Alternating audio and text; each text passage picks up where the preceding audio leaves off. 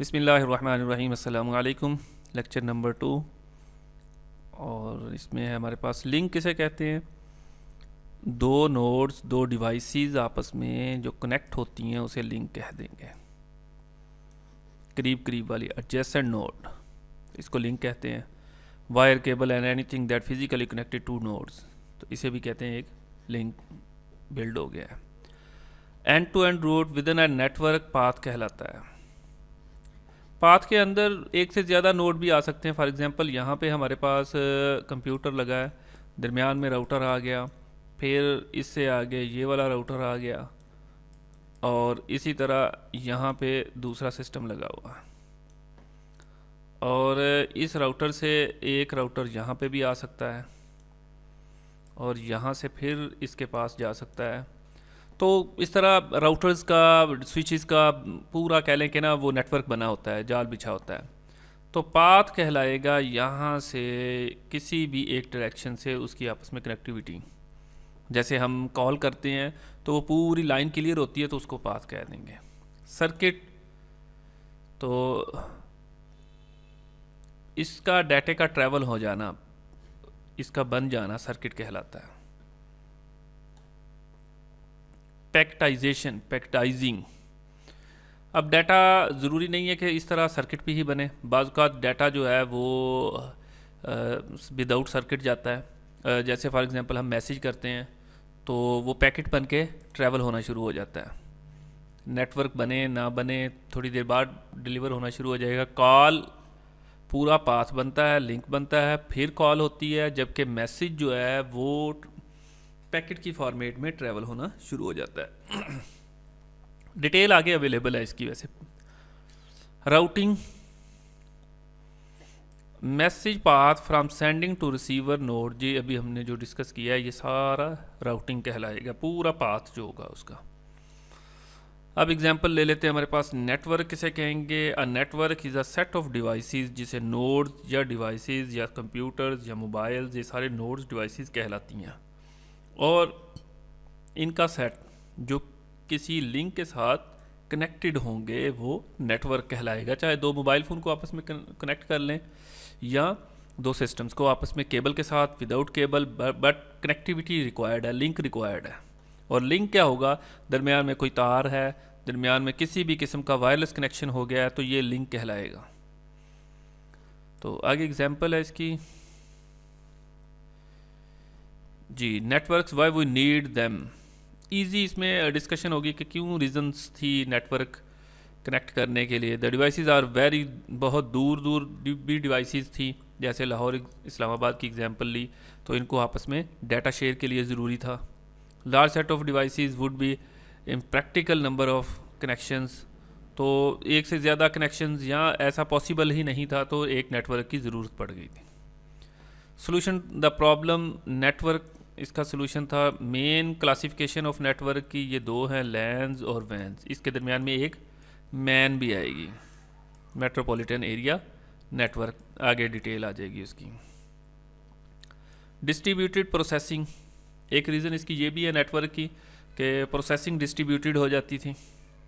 थोड़ा सा काम यहाँ पे इन सिस्टम्स पे हो रहा है, थोड़ा सा दूसरे कंप्यूटर्स पे हो रहा है, मिल के वर्क हो रहा है, और फिर वो डिफरेंट लोकेशंस पे भी हो जाता है। जैसे एक एग्जांपल ली है कि अगर ये वाला टास्क कोर्स का एक शख्स को दिया है और ऑफिस वर्क दूसरे को दे दिया तो ये डिस्ट्रीब्यूशन कहलाती है। डिस्ट्रीब्यूशन प्रोसेसिंग के फ़ायदे क्या होंगे। सिक्योरिटी होगी, डिस्ट्रीब्यूटेड डेटाबेस किसी एक सिस्टम के ऊपर नहीं होगा, जैसे www access to pages storage any server on the internet.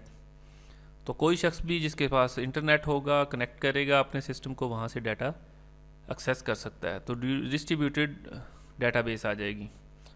Faster problem solving थी कि जब दो या दो से ज़्यादा डिवाइसेस वर्क कर रही हैं तो प्रॉब्लम को सॉल्व करना फास्टर हो गया। सिक्योरिटी थ्रू रिडंडेंसी, दो मुख्तलिफ डिवाइसेस पे बैकअप जनरेट हो रहा है लाहौर में और दूसरी जगह पे। Multiple computer running on the same program provide security through redundancy.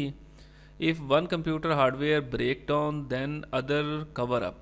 वो ये उसका बैकअप बन रहा होता है, मल्टीपल वर्क हो रहे होते हैं। तो अगर एक रिडंडेंसी होती है कि सेम चीज़ें दो जगह पे पड़ी काम कर रही हैं। कोलैबोरेटिव प्रोसेसिंग के मिल के काम करना, किसी एक टास्क के ऊपर मल्टीपल प्रोसेसिंग हो रही होती है, ये डिस्ट्रीब्यूटेड के बेनिफिट दिए गए हैं। और नेटवर्क काम ही डिस्ट्रीब्यूशन के ऊपर हो रहा है।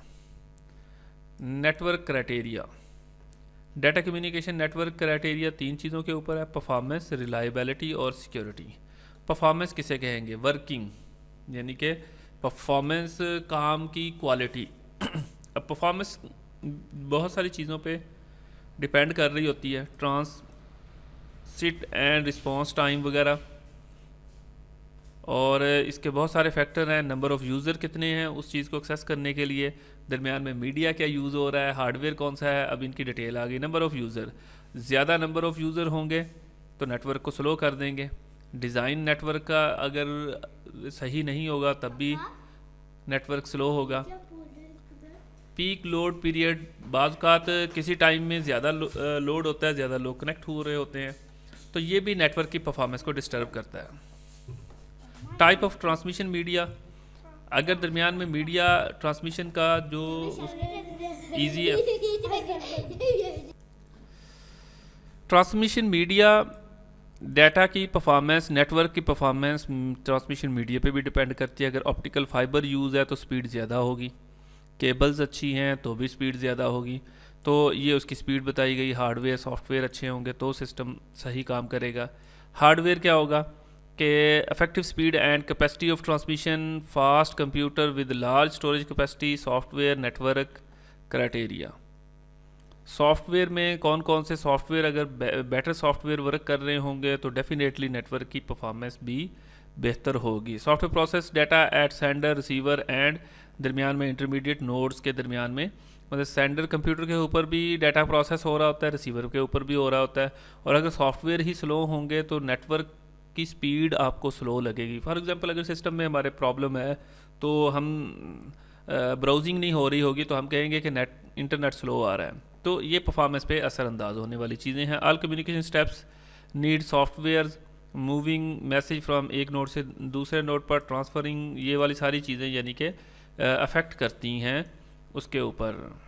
सॉफ्टवेयर नेटवर्क की परफॉर्मेंस पे अफेक्ट करता है जो नेटवर्क से रेलिवेंट होगा। रिलायबिलिटी, रिलायबिलिटी किसे कहेंगे कि कितना रिलायबल है, कितना इस पर पायदारी है कि वाकई जब ज़रूरत होगी तो काम करेगा, डिस्टर्ब तो नहीं हो जाएगा, फेल तो नहीं हो जाएगा। फेल से मुराद कह लें कि नेटवर्क क्रैश तो नहीं कर जाएगा, तो इस किस्म के इशू इसमें आ जाएंगे। Depend on number of factors पे डिपेंड कर रहा है, तो फ्रीक्वेंसी ऑफ फेलियर कि कितनी नेटवर्क कितनी दफ़ा फेलियर हो रहा है एक साल के अंदर, एक माह के अंदर, एक दिन के अंदर, तो ये उसकी फ्रीक्वेंसी कहलाएगी। रिकवरी टाइम के फेलियर के बाद रिकवरी टाइम कितनी जल्दी अप हो जाता है। और जी कैटास्ट्रॉफी क्या चीज़ होगी कि अचानक से उसको कोई प्रॉब्लम बन जाना, डैमेज हो जाना या स्ट्रेंज रिज़ल्ट देना शुरू कर देना। और फायर लग गई, अर्थक्वेक हो गया या चोरी होने से भी उसकी रिलायबिलिटी कितना रिलायबल है कि अगर आग लग जाए तब भी वो अपनी परफॉर्मेंस दिखाता रहे या रिकवरी दे सकता हो, तो ये रिलायबिलिटी में चीज़ें आएंगी। सिक्योरिटी, अनऑथोराइज एक्सेस ना हो सके, वरना डाटे का तो नेटवर्क का फ़ायदा ही नहीं है अगर उसके ऊपर सिक्योरिटी प्रॉपर वर्क ना कर रही हो, क्योंकि सेंसिटिव डाटा होता है। प्रोटेक्शन एट मल्टीपल लेवल के ऊपर प्रोटेक्शन रिक्वायर्ड होती है, उसके लिए यूज़र ने पासवर्ड यूज़ हो रहे होते हैं, उसकी सिक्योरिटी के लिहाज से ये लोअर लेवल है। और अपर लेवल इंक्रिप्शन है कि डाटा जो है ना वो इंक्रिप्शन फॉर्मेट में होता है। इंक्रिप्शन ये होगी कि डाटा जो है ना वो अपनी असली कंडीशन में नहीं होगा, कोड्स की फॉर्मेट में कन्वर्ट हो जाएगा। अगर कोई डाटा फैच भी कर लेता है तो उसको कुछ ना हासिल हो, वायरसेस से सेफ हो। नेटवर्क एप्लीकेशन, नेटवर्क का यूज़ कहाँ कहाँ पे, एप्लीकेशन क्या क्या है, बहुत सारी एप्लीकेशन है। तो उसमें मार्केटिंग एंड सेल की एग्जांपल दी है। मार्केटिंग में क्या कहाँ यूज़ होगा, सेल में कहाँ यूज़ होगा।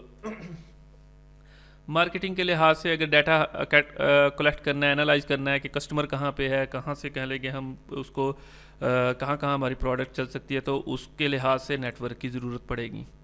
प्रोडक्ट डेवलपमेंट साइकिल के लिए ज़रूरत पड़ सकती है। और भी बहुत सारी हैं, इसमें चंद एक यहाँ लिखी हुई हैं। सेल्स में जैसे टेली शॉपिंग है, कि ऑनलाइन शॉपिंग के सिस्टम है, ये ऑनलाइन रिजर्वेशन सिस्टम है।